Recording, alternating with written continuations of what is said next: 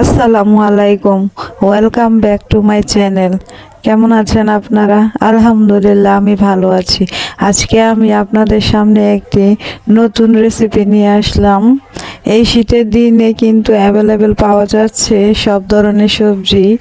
আর পাতাকপি দিয়ে কিন্তু পাতাকপি আর গাজর দিয়ে কি কখনো ভাজি খেয়েছেন?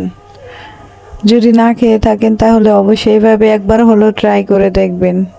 খুবই মজাদার। আর বাচ্চারা কিন্তু খেতে চায় না সবজি, গাজর এগুলো। তো এইভাবে যদি ভাজি করেন তাহলে কিন্তু ছোট বড় সবাই কিন্তু খেতে যাবে। আর একেবারে কিন্তু লোভনীয় ভাজি হয়। তো আমি প্রথমে পাতাকপি আর গাজরগুলা কুচি করে কেটে নিয়েছি। আপনারা চাইলে আরও বড় বড় করেও কেটে নিতে পারেন বা আরও ছোট করেও কেটে নিতে পারেন, ওইটা কোনো ম্যাটার নয়। তো আমি কেটে নেওয়ার পর ধুয়ে নিয়েছি। তারপর আমি কুকারে এটা সিদ্ধ করতে দিয়েছি লবণ দিয়ে। সিদ্ধ করে দেওয়ার পর এখন আমি একটা ফ্রাই প্যান বসিয়ে দিলাম। তেল দিয়ে তেলটা গরম করে তারপর বেশি করে কাঁচামরিচ দিয়েছি আর পেঁয়াজ দিয়েছি। ভাজির ভিতরে কিন্তু কাঁচামরিচ বেশি না দিলে কিন্তু ভালো লাগে না, একটু ঝাল ঝাল ফ্লেভারটা কিন্তু ভালো লাগে, সেজন্য আমি বেশি করে এই কাঁচামরিচ দিয়েছি।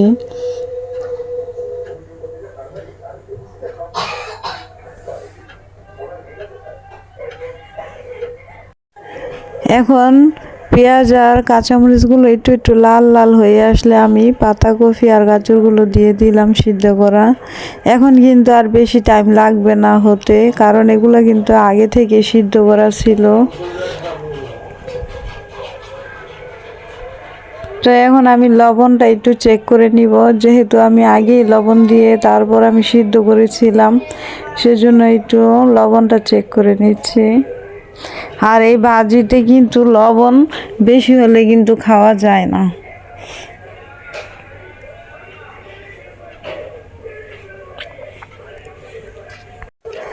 আর এই পাতাকপিটা কিন্তু অনেকেরই কিন্তু প্রিয়। অনেকেই কিন্তু পাতাকপিটা শীতের দিনে অপেক্ষায় থাকেন কখন সব সিজনাল পাতাকপি পাওয়া যাবে। কারণ সিজনের সময় যখন যেটা সিজন থাকে তখন কিন্তু ওই সবজিটাই কিন্তু বেশি ভালো লাগে। সিজন ছাড়া কিন্তু এত একটা ভালো লাগে না। সবজিগুলো পাওয়া যায় এমনি সব সিজনেই সব কিছু পাওয়া যায়, কিন্তু যখন যে সিজন ওই সিজনের সবজিগুলো কিন্তু খেতে ভীষণ ভালো লাগে। তো আমি নাড়া দিচ্ছি আর একটু পর পর দেখছি খালা ঘর মুছতেছে। তো আমার ছেলে আবার পড়ে যাবে, সেজন্য আমি একটু পর পর নাড়া দিচ্ছি আর দেখছি আমার ছেলে কোথায় আছে। কারণ ঘর মোছার সময় কিন্তু বাচ্চাদের সাবধানে রাখতে হয়, তা না হলে কিন্তু বাচ্চারা পিছলে পড়ে গিয়ে কিন্তু অনেক বড় ধরনের দুর্ঘটনা ঘটতে পারে। সেজন্য বাচ্চাদের সামলাতে হয়। এটাই কিন্তু মেয়েদের, একদিক দিয়ে রান্না বান্না করতে হয়, আরেক দিক দিয়ে বাচ্চারা কি করে না করে ওইটার খেয়াল রাখতে হয়। তারপর পরিবারের কে কি পছন্দ করে ওই অনুযায়ী রান্না করতে হয়। মেয়েদের জীবন এরকমেরই। তা আপনাদের কি এরকম করতে হয় কিনা জানাবেন। তা রান্না হতে হতে চলুন এখন কিছু দোয়া পড়ে নেই। আস্তাগফিরুল্লাহ, সুবহানাল্লাহ, আলহামদুলিল্লাহ, লা ইলাহা ইল্লাল্লাহ, আস্তাগফিরুল্লাহ রাব্বি মিন কুল্লি জামবি ওয়া আতুবু ইলাইহি, লা হাওলা ওয়ালা কুওয়াতা ইল্লা বিল্লাহিল আলিয়্যিল আযীম।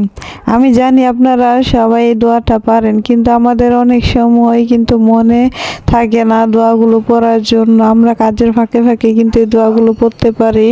সেজন্য আমি আমার এই ভিডিওর মাধ্যমে আপনাদেরকে তা মনে করে দিই। তো কথা বলতে বলতে আমার রান্না শেষ। দেখুন কত সুন্দর হয়েছে ভাজি, আর খেতেও কিন্তু ভীষণ মজা। হ্যাঁ, ধোঁয়া বের হচ্ছে। এখন গরম ভাতের সাথে এই ভাজিটা খেতে কিন্তু দারুণ টেস্টি হবে। একবার হলেও কিন্তু আপনারা ট্রাই করবেন। আর আমার ভিডিওটি কেমন লাগলো অবশ্যই জানাবেন। আল্লাহ হাফেজ।